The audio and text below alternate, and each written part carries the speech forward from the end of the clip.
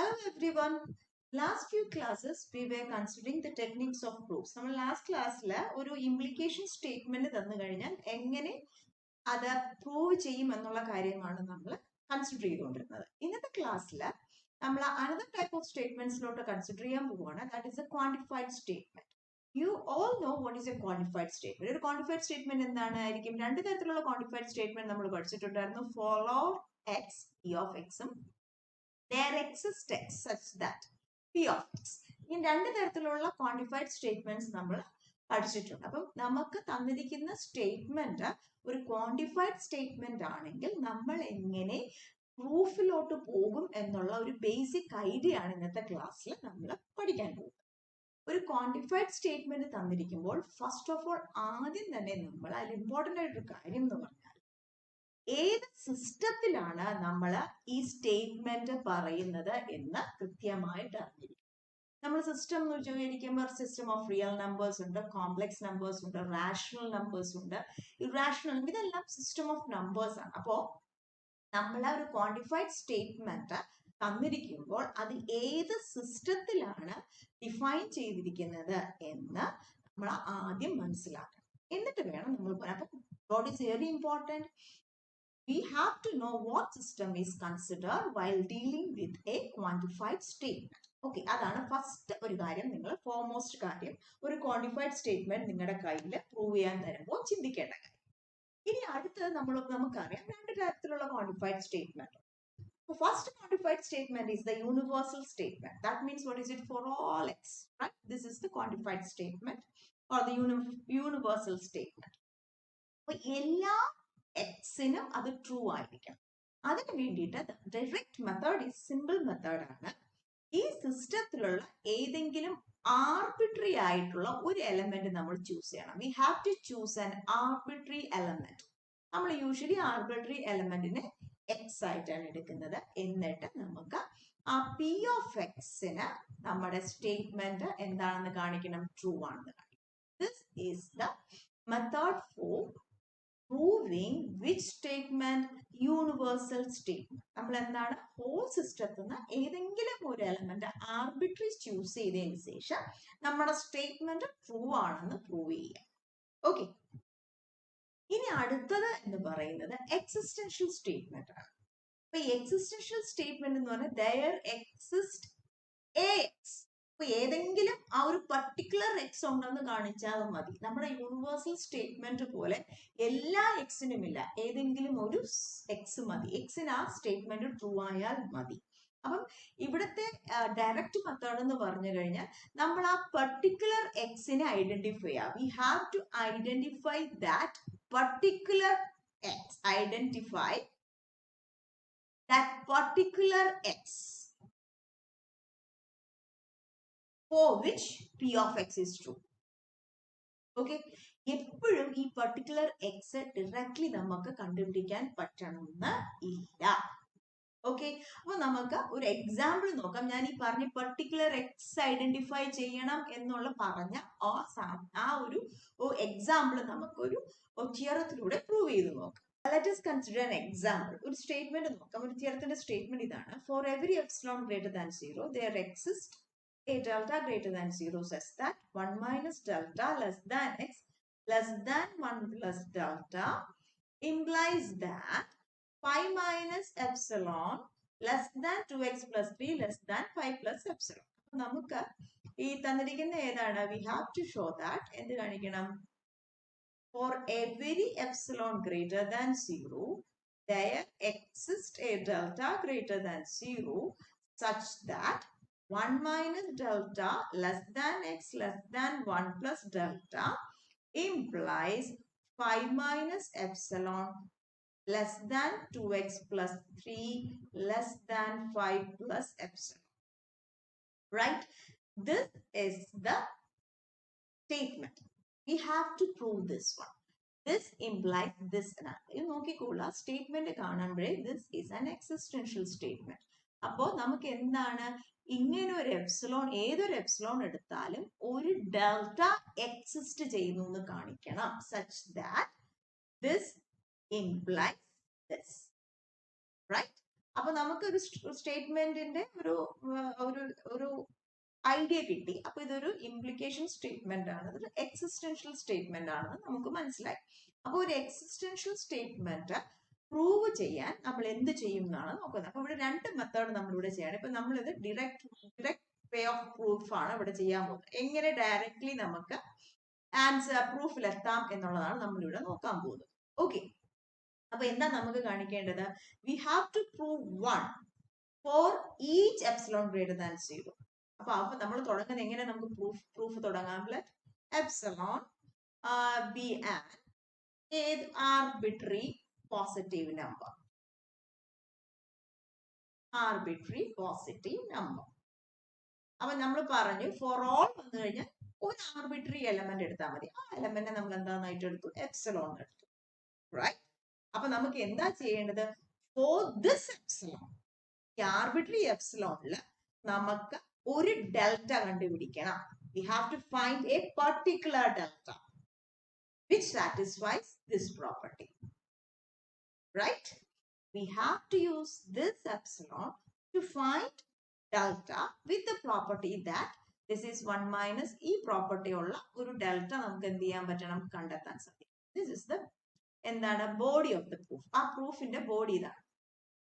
Okay, അപ്പൊ നമ്മൾ പ്രൂഫിലോട്ട് കിടക്കുകയാണ്. അപ്പൊ നമുക്ക് കോൺസിക്വന്റ്, അപ്പൊ ഒരു ഇംപ്ലിക്കേഷൻ സ്റ്റേറ്റ്മെന്റ് ആണെങ്കിൽ അതിന്റെ കോൺസിക്വന്റ് എന്താണെന്ന് അറിയാം. എന്താണ് consequent? This is the consequent statement. We will start with the consequent. Okay, what is it? 5 minus epsilon less than 2x plus 3 less than 5 plus epsilon.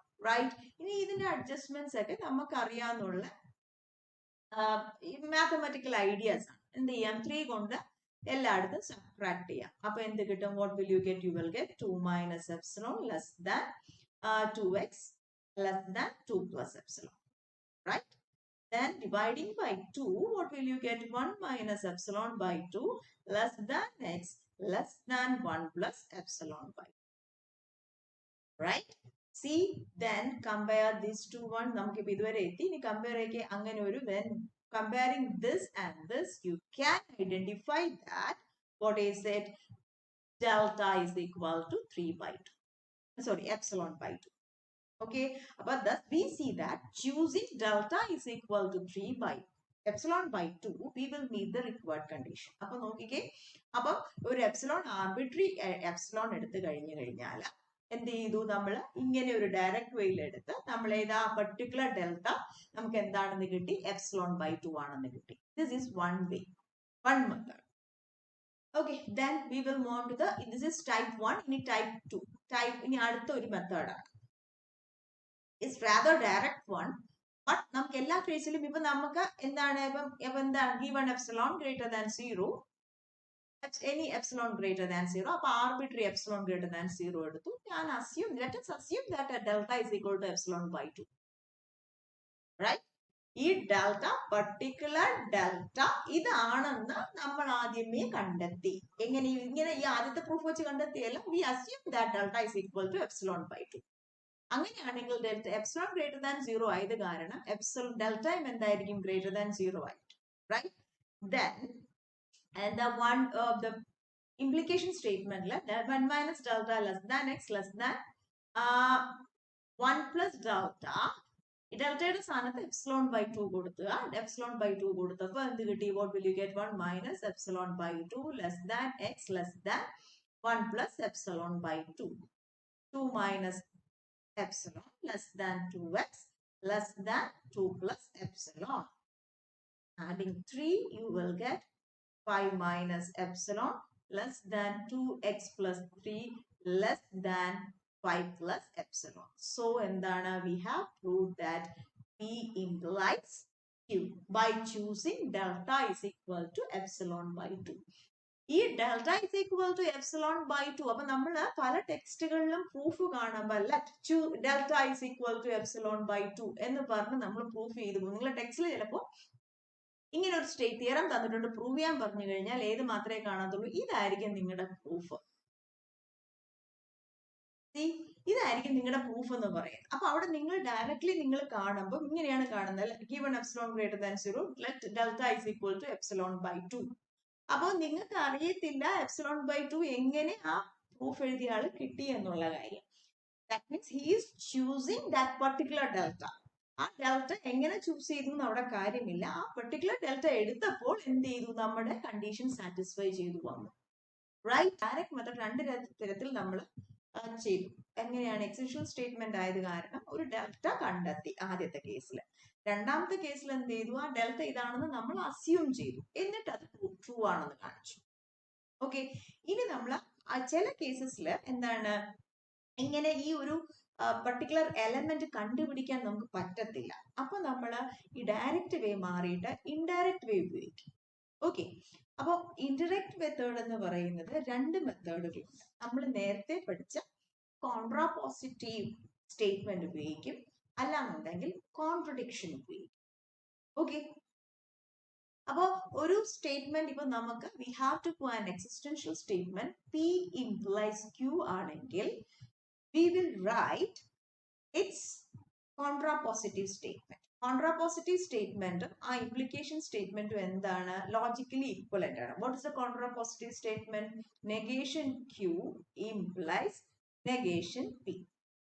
Right? എന്നിട്ട് എന്ത് ചെയ്യും, negation Q ട്രൂ ആണെന്ന് assume ചെയ്യും. negation Q എന്താണെന്ന് കാണിക്കും, true ആണെന്ന് assume ചെയ്തിട്ട് we will prove that negation P is true. Right? P of x. That means for this element x. Okay, അപ്പോൾ നമ്മൾ എന്താ ചെയ്യാൻ പോകുന്നത്, we will write its contrapositive statement, then assume that for a particular x negation Q is true. We will prove that negation P is true for that particular element x. Okay, I hope you understand. നമുക്ക് ഒരു example നോക്കി നോക്കാം. ഈ indirect വേയുടെ ഒരു first ഒരു example. Consider A theorem statement. ഒരു statement ഇതാണ്, let f be an integrable function if integral 0 to 1 f of x dx is equal to 0, then there exists a point x in the interval closed interval 0 1 such that f of x is not equal to 0. അപ്പോൾ നമ്മുടെ statement എന്താണ്, what is the statement?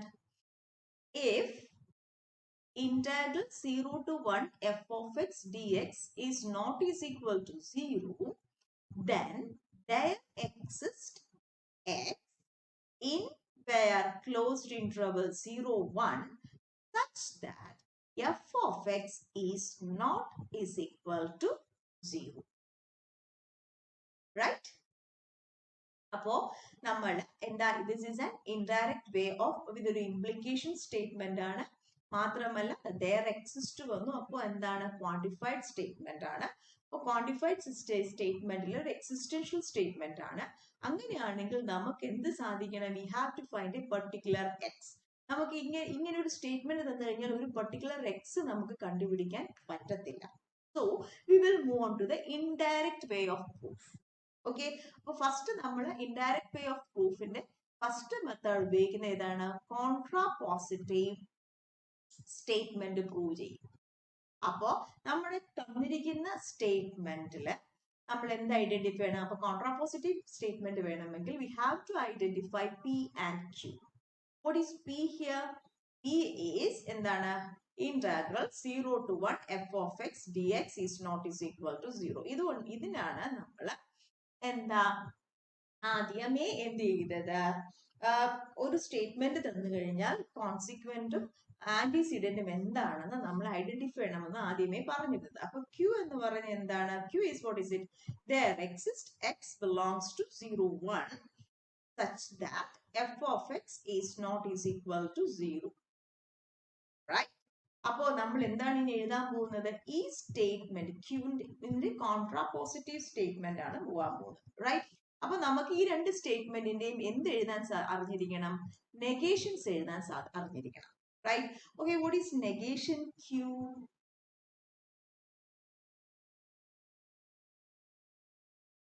Negation Q is what is it? If there exists എന്തായി മാറും, for all x belongs to 0, 1, എന്താണ് f of x is equal to 0, right? Then integral 0 to 1 f of x dx is equal to 0, right? അപ്പോൾ നമ്മൾ ഇവിടെ എന്ത് എഴുതി? We have written the contrapositive statement. ഇത് അപ്പൊ കോൺട്രാപോസിറ്റീവ് സ്റ്റേറ്റ്മെന്റ് ട്രൂ ആണെന്ന് പറഞ്ഞാൽ മതി. ഇതിന് നമുക്ക് ആരും നമ്മളെ പഠിപ്പിച്ചു തരണ്ട. ഈ contrapositive statement is always true. Why? f of x is equal to 0 ആണെങ്കിൽ ഇന്റഗ്രലിന്റെ ഡെഫിനിഷൻ അനുസരിച്ച് ഇന്റഗ്രൽ 0 to 1 0 dx എന്തായിരിക്കും? ഏതൊരു x എടുത്താലും ആ ഇന്റഗ്രൽ വാല്യൂ എന്തായിരിക്കും? 0 ആയിരിക്കും, right? This is true. This statement is true. Why? By the definition of the integral, of definite integral, right? So നമുക്ക് definite integral definition അനുസരിച്ച് f of x 0 ആണെങ്കിൽ എന്താ? Of course ആ integral value എന്തായിരിക്കും? 0 ആയിരിക്കും. So the contrapositive statement is true. Contrapositive statement true ആയത് കാരണം നമുക്ക് എന്ത് പറയാൻ പറ്റും? Its implication is also true. That means P implies Q is true. P implies Q എന്ന് പറഞ്ഞാൽ ഏതാണ്? That is integral 0 to 1 f of x dx is not is equal to 0. Then there exists x belongs to 0, 1 such that f of x is not is equal to. അപ്പൊ എന്താ നമുക്ക് എഴുതാൻ പറയും? Hence the proof, right?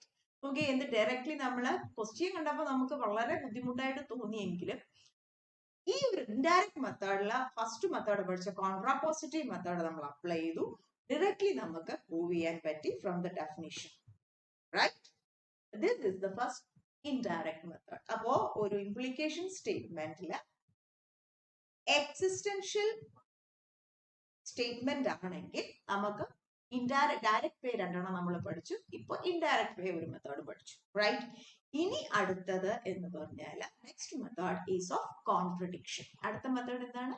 Contradiction method വെച്ചാണ് നമ്മൾ prove ചെയ്യാൻ പോകുന്നത്. അടുത്തത് ഇവിടെയും നമ്മൾ എന്താ പറയുന്നത്? ആ കോൺട്രഡിക്ഷൻ ഉപയോഗിച്ച ഒരു ഇംപ്ലിക്കേഷൻ സ്റ്റേറ്റ്മെന്റ് എങ്ങനെ പ്രൂവ് ചെയ്യാം, അല്ലെങ്കിൽ ഒരു സ്റ്റേറ്റ്മെന്റ് എങ്ങനെ പ്രൂവ് ചെയ്യാം എന്നാണ് പറയുന്നത്. ഈ കോൺട്രഡിക്ഷൻ രണ്ട് ടോട്ടോളജി നമ്മൾ ഉപയോഗിക്കുന്നുണ്ട് ഈ തരത്തില്. രണ്ട് ടോട്ടോളജി അല്ല, ഫസ്റ്റ് ടോട്ടോളജി എന്ന് പറഞ്ഞു കഴിഞ്ഞാൽ negation P implies contradiction if and only if P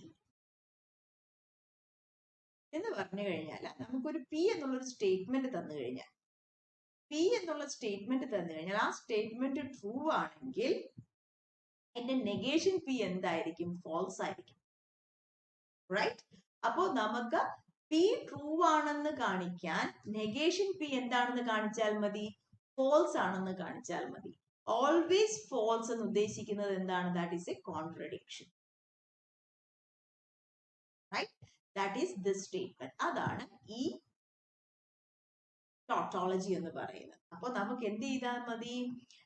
P is logically equivalent to what is it? Negation P implies what is it? Contradiction. നമുക്ക് ഇതിന്റെ എന്താ ലോജിക്കൽ ടോട്ടോളജി ആണോ എന്ന് നമുക്ക് നോക്കാം. Is this a tautology or not? നമുക്ക് tautology ആണോ എന്ന് നമ്മൾ പ്രൂവ് ചെയ്യുന്നത് എങ്ങനെയാണ്? By the truth table, right? P ആണെങ്കിൽ രണ്ടെണ്ണം ഉണ്ടാവും, ഒന്ന് can be false or true, true or false. Then എന്താ ഉള്ളത്? Negation P. Negation P is what is it? False and true. ഇനി അടുത്ത് എന്താ? C വേണം. കോൺട്രഡിക്ഷൻ എന്ന് പറഞ്ഞു കഴിഞ്ഞാൽ എന്താണ്? രണ്ടും false ആയിരിക്കും, റൈറ്റ്? ഓൾവേസ് false ആണല്ലോ. ഇനി അടുത്ത നെഗേഷൻ P implies C. നോക്കിക്കേ, what is negation P implies C? Implication statement false ആവുന്ന ഒരേ ഒരു കേസേ ഉള്ളൂ. ഏതാണ്? കോൺസിക്വന്റ് ഫോൾസ് ആവുകയും ആന്റിസീഡന്റ് ട്രൂ ആവുകയും. അപ്പൊ ഇത് മാത്രമേ ഫോൾസ് ആവത്തുള്ളൂ, ബാക്കി ട്രൂ ആണ്, റൈറ്റ്? അപ്പോ നമുക്ക് ഇനി അടുത്തത് നമുക്ക് this is P and this is negation P implies Q, right? ഇതിന്റെ രണ്ടിന്റെയും എന്താണ്? ട്രൂത്ത് ടേബിൾ സെയിം ആണ്.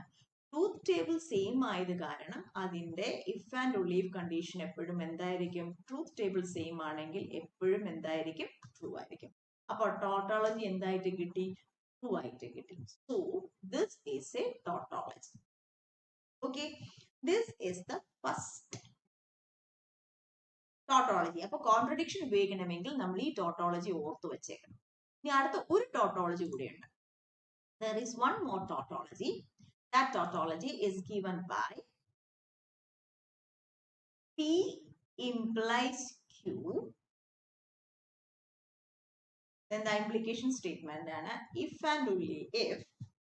ആലോചിച്ചാൽ മതി, നേരത്തെ പോലെ കാര്യമാണ്. ഇത് ട്രൂ ആവണമെങ്കിൽ എന്തായിരിക്കും, അതിന്റെ നെഗേഷൻ എന്തായിരിക്കും, ഫോൾസ് ആയിരിക്കും. What is negation of P implies Q?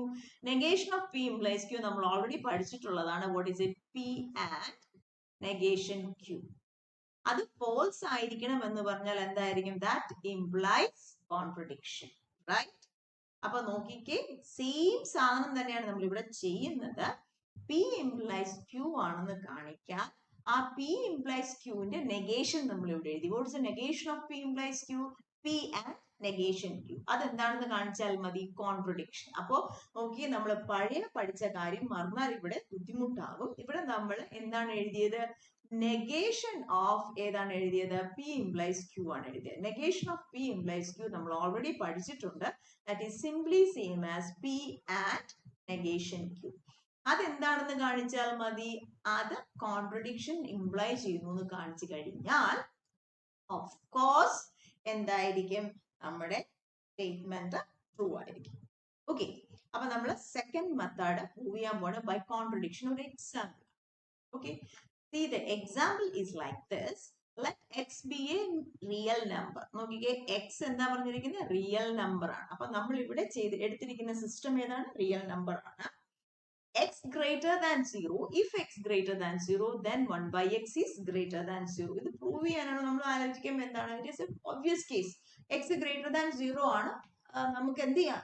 1 by x അപ്പോഴും ഓഫ് കോഴ്സ് എന്തായിരിക്കും? greater than 0. പക്ഷെ ഇത് നമ്മൾ ഇവിടുത്തെ പ്രൂവ് ചെയ്യാനാണ് പറഞ്ഞിരിക്കുന്നത്, റൈറ്റ്? അപ്പോ ഇത് എന്ന് പറഞ്ഞു കഴിഞ്ഞാൽ എന്താണ്? What is this? This is an implication statement. നമ്മൾ ഇവിടെ ചെയ്യാൻ പോകുന്നത് പ്രൂഫ് by contradiction. അപ്പൊ നമുക്ക് തന്നിരിക്കുന്ന സ്റ്റേറ്റ്മെന്റ് P implies Q ആണ്. P implies Q പ്രൂവ് ചെയ്യുന്നതിന് പകരം അതിന്റെ നെഗേഷൻ കോൺട്രഡിക്ട് ചെയ്യുന്നു എന്ന് കാണിച്ചാൽ, ഫോൾസ് ആണെന്ന് കാണിച്ചാൽ മതി. Negation of P implies Q is negation, P and negation Q implies contradiction ആണെന്ന് നമുക്ക് കാണിക്കണം, റൈറ്റ്? അപ്പോൾ തന്നിരിക്കുന്ന സ്റ്റേറ്റ്മെന്റിൽ നിന്ന് പിയും ക്യൂവും ഐഡന്റിഫൈ ചെയ്യാം. നമ്മൾ പ്രൂഫിലോട്ട് പോവാണ്. What is the antecedent over here? P is x is greater than 0. What is Q? 1 by x is greater than 0. അപ്പൊ നമ്മൾ ഇവിടെ കണ്ടുപിടിക്കേണ്ട എന്താണ്? P and Q ആണ്. നെഗേഷൻ Q ആണ് വേണ്ട. അപ്പൊ നെഗേഷൻ Q നമുക്ക് വേണ്ട. What is negation Q here? Negation Q is 1 by x is less than or equal to 0. What is P and Q? അപ്പൊ നമുക്ക് P and Q എന്ന് പറഞ്ഞു കഴിഞ്ഞാൽ എന്തുവാണ്? x is greater than 0 and എന്താണ്? 1 by x is less than or equal to 0. Right? This is equation number 1 and this is equation number 2. x greater than 0 ആയത് കാരണം നമുക്ക് എന്ത് ചെയ്യാൻ പറ്റും? സെക്കൻഡ് ഇക്വേഷനെ x കൊണ്ട് നമുക്ക് മൾട്ടിപ്ലൈ ചെയ്യാൻ പറ്റും. അപ്പൊ സെക്കൻഡ് ഇക്വേഷൻ നമുക്ക് x കൊണ്ട് മൾട്ടിപ്ലൈ ചെയ്യുമ്പോൾ x into 1 by x less than or equal to x into 0. Right? x into 1 by x is 1 less than or equal to 0. Okay, ഇവിടെ എന്താ കിട്ടിയത്? P and negation Q എടുത്തപ്പോൾ നമുക്ക് കിട്ടിയത് ഏതാണ്? 1 less than or equal to 0 ആണ്. എപ്പോഴെങ്കിലും 1 less than or equal to 0 ആവുമോ? ഇല്ലല്ലോ. This is a false statement or we can write this as a contradiction. Contradiction ആയത് കാരണം അപ്പൊ നമുക്ക് എന്താ കിട്ടിയത്?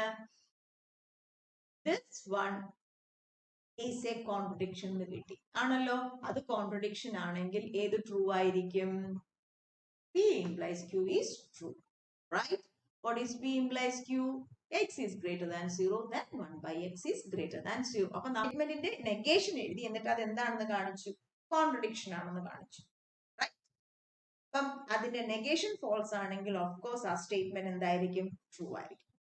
ഓക്കെ, അപ്പൊ സെക്കൻഡ് മെത്തേഡ് നമ്മൾ പഠിച്ചു. എന്തൊക്കെ? ഇൻഡയറക്റ്റ് മെത്തേഡില് ഫസ്റ്റ് മെത്തേഡ് എന്ന് പറയുന്നത് ഏതായിരുന്നു? കോൺട്രാപോസിറ്റീവ് ഉപയോഗിച്ചു. സെക്കൻഡ് മെത്തേഡ് എന്ന് പറയുന്നത് കോൺട്രഡിക്ഷൻ ഉപയോഗിച്ചു. I hope you understand. Thank you for listening.